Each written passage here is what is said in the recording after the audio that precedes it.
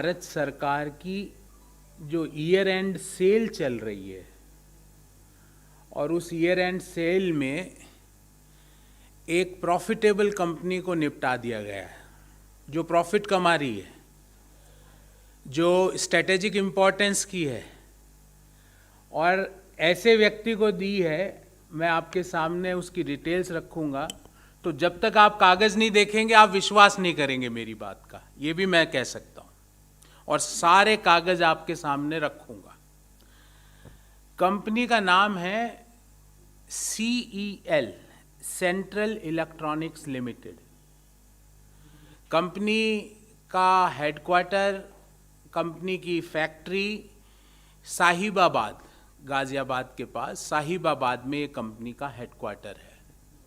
Company की 1974 में incorporate होती है, 1974 में ये कंपनी का इनकॉर्पोरेशन होता है और ये कंपनी भारत सरकार के ministry of science and technology के अंतर्गत 100% इसकी होल्डिंग भारत सरकार के पास है। कोई प्राइवेट एंटिटी के पास इस कंपनी का एक भी शेयर नहीं है।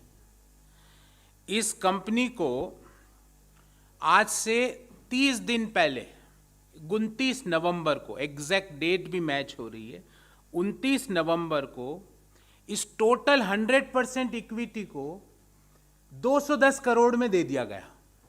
मतलब पूरी कंपनी 210 करोड़ में किसके हवाले करी वो बताऊंगा आपको, पर 210 करोड़ रुपए में पूरी कंपनी जो प्रॉफिट कमा रही है, जिसके आगे 5 साल तक प्रॉफिट कमाने की फोरकास्ट है, जिसकी ऑर्डर बुक 1600 करोड़ रुपए की है, उसको कितने में दे दी गई?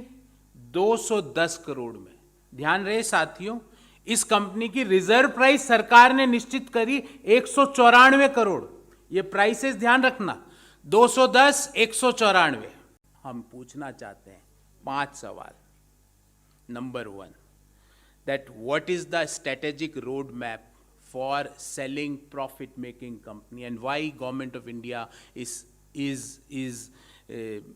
in a mood to sell the profit making enterprises? क्यों स्ट्रेटेजिक और प्रॉफिट मेकिंग कंपनियों को आप क्यों बेचना चाहते हो? हमारा दूसरा सवाल है कि जब कोई नेशनल इंटरेस्ट में कोई कंपनी काम कर रही है, क्योंकि CEL क्या बनाती है, मैं आपको थोड़ा सा विवरण देना चाहता हूं। CEL बनाती है इंडिजीनियस टेक्नोलॉजीज।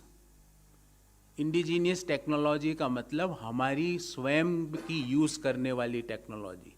एक तरफ तो हम वोकल फॉर लोकल पे बात करते हैं, एक तरफ तो हम ये कहते हैं कि हम हमारे इन्वेंशंस खुद का चालू रखें।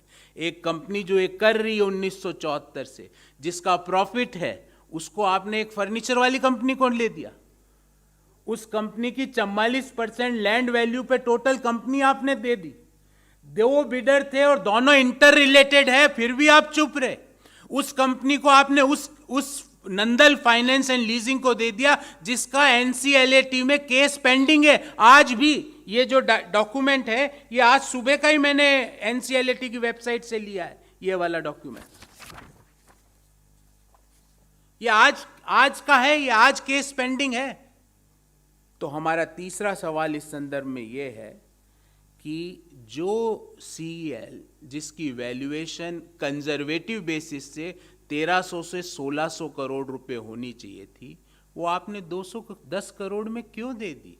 क्यों आपने रिजर्व प्राइस को मात्र 194 करोड़, क्यों आपने रिजर्व प्राइस को मात्र 194 करोड़ रखा?